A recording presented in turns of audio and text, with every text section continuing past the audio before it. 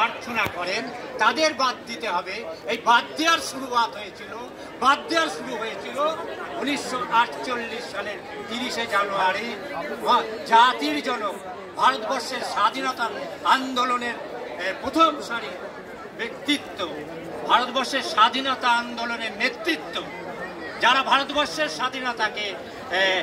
স্বাধীনতা আন্দোলনে বেইমানি করেছে, বিশ্বাসঘাতকতা করেছে, সেই আরএসএস সংঘ পরিবার ভারতবর্ষের বৈচিত্র্যকে নষ্ট করে দেওয়ার জন্যই তার প্রধান বাধা মহাত্মা গান্ধীকে হত্যা করেন।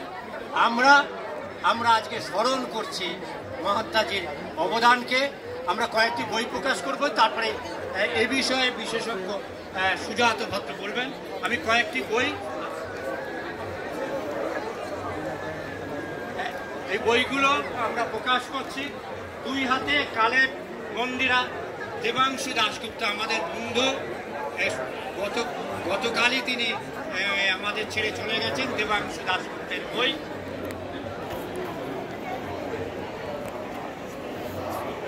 এবং সমুদ্রের সুদূরের আকাশ হতে দেবাংশু দার বই, এটাও প্রকাশ করছি আমরা প্রকাশ করছি।